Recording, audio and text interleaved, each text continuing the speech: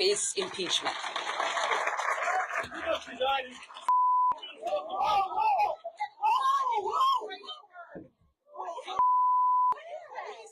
I don't know. Oh my God, he sprayed something on.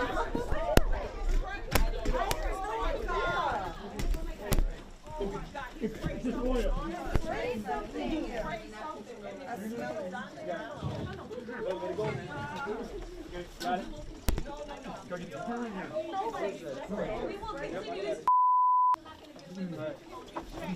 we need to get that too. Right.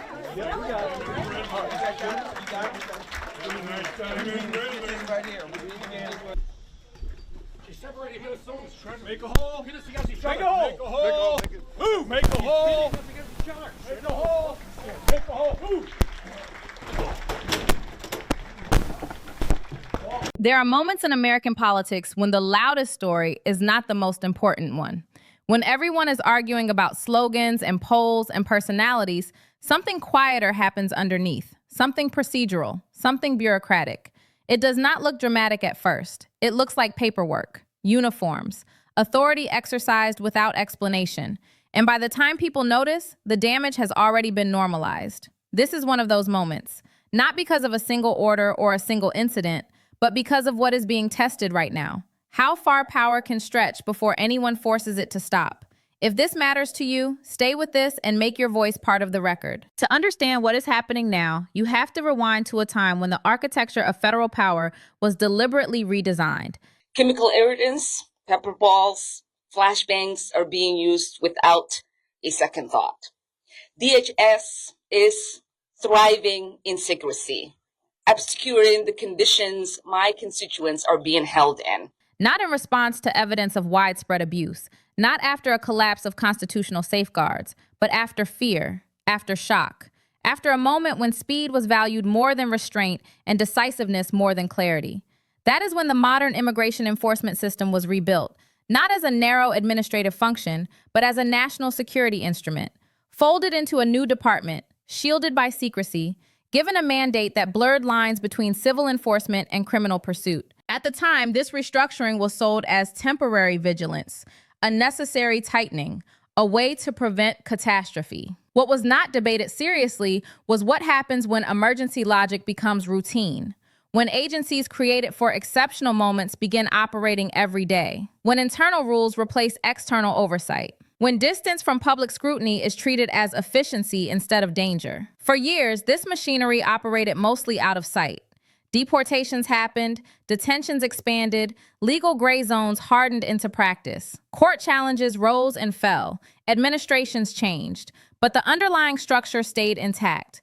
Power concentrated, accountability fragmented, and the public, largely spared from direct contact, was encouraged to see it as someone else's issue. I've already stated tonight, ICE is shooting people in broad daylight, beating up teenagers, spraying tear gas on peaceful protesters, ripping people out of their cars and homes without warrant, racially profiling people based on their accent, taking kids from schools and abducting people, shipping them far away detention camps with brutal conditions. An abstraction, a border problem, a paperwork matter. That framing mattered because it trained people to look away. It created a psychological firewall between enforcement and citizenship, between authority and consequence. It allowed political leaders to test boundaries without triggering immediate backlash, not by announcing a constitutional rupture, but by adjusting protocols, by expanding discretion, by leaning on silence. Now fast forward to today, the same system, the same legal scaffolding, but deployed with a different posture, more aggressive, less apologetic. And so we do know that the way that this is being carried out, and you've seen the incidents in where, they're literally jumping out of a car or breaking a car window or trying to get into somebody's space, that is not enforcement. That is terrorizing. That is terror. Openly contemptuous of oversight, and crucially, operating under a president who has repeatedly signaled that limits are inconveniences, not obligations. The historical question is no longer how this agency was created. It is whether the country is willing to confront what it has become when empowered by someone who treats enforcement as a performance of dominance rather than a responsibility bound by law. Here is where the story stops being abstract and starts becoming measurable. Not in rhetoric, in actions, in bodies on the ground. I do not know the level of Congress. Oh, okay, sorry.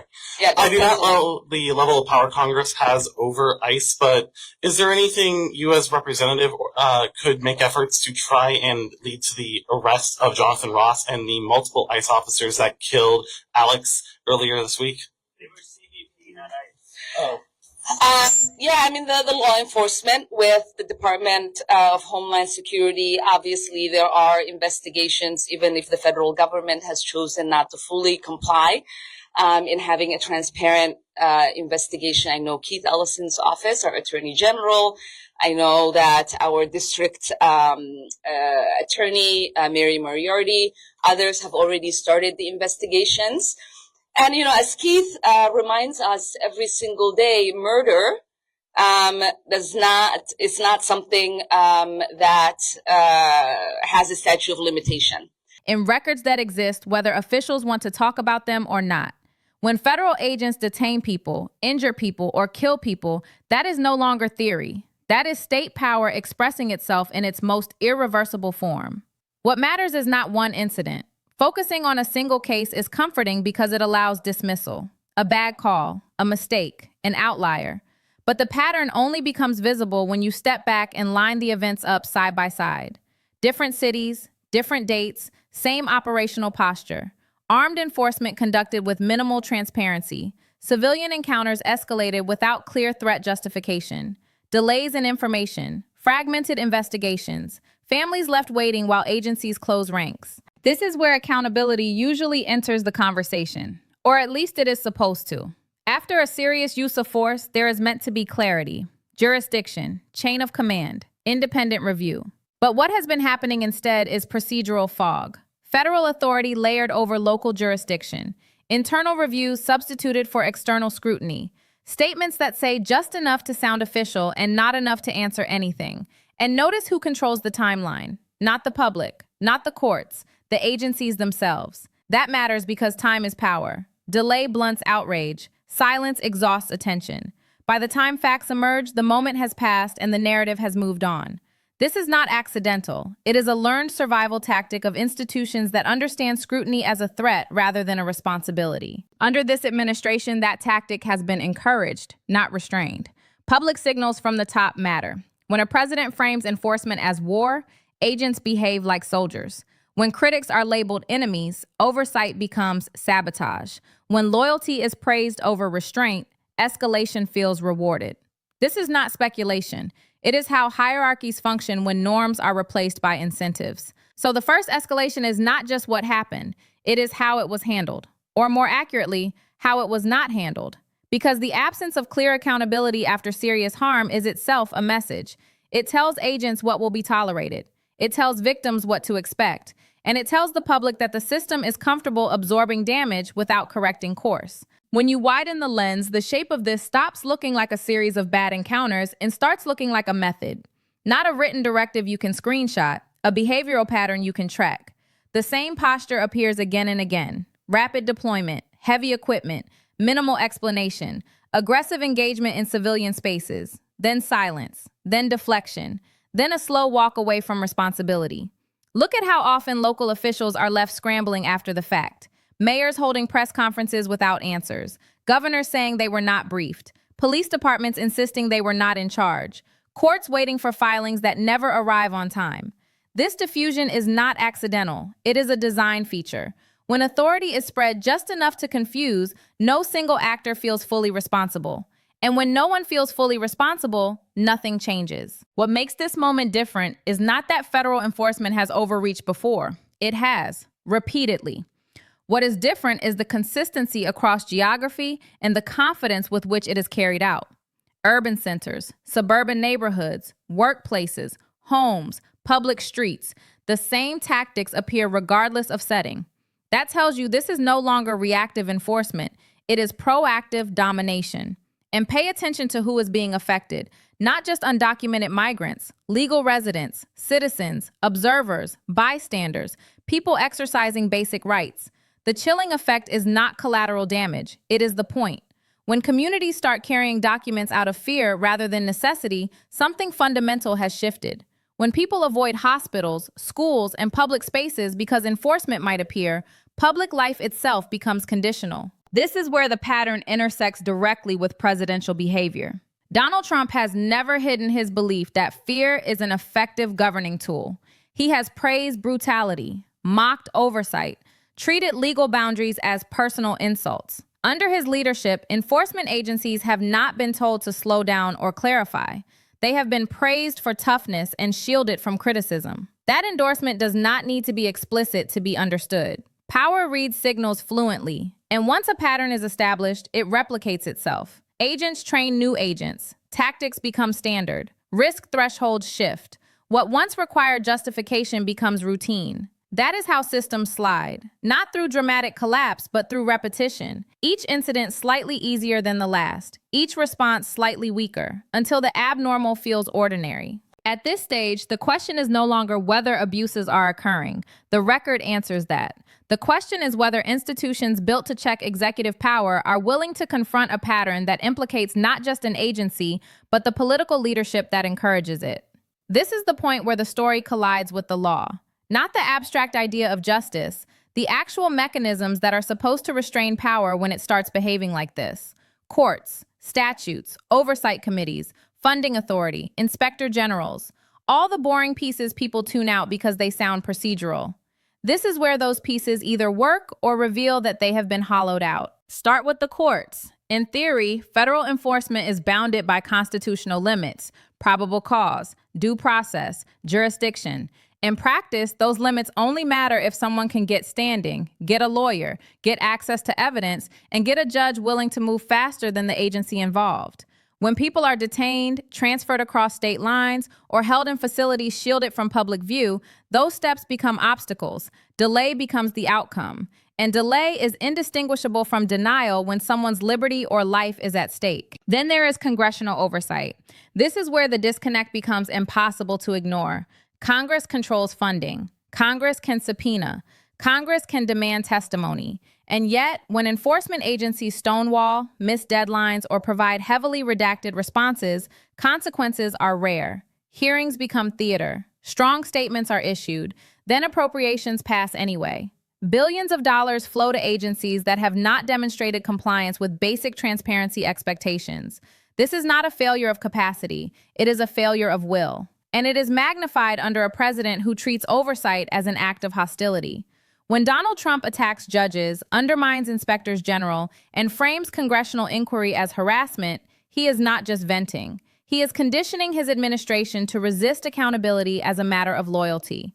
The signal is clear. Protect the institution, protect the narrative, wait it out. Legal accountability also depends on independent investigation. That is where conflicts stack up. Federal agencies investigating themselves. Internal reviews conducted behind closed doors. Findings released selectively, if at all. When local prosecutors attempt to step in, jurisdictional fights emerge. When state officials demand cooperation, federal authority is invoked as a shield. The result is a maze where responsibility keeps slipping just out of reach. And here is the escalation. When legal systems fail to respond decisively to repeated harm, they do not remain neutral. They become permissive. Every unanswered violation lowers the threshold for the next one. Every unpunished abuse becomes precedent. Not legal precedent, but behavioral precedent. Agents learn what they can get away with. Leaders learn what they do not have to explain. At this stage, accountability is no longer just about one agency or one administration.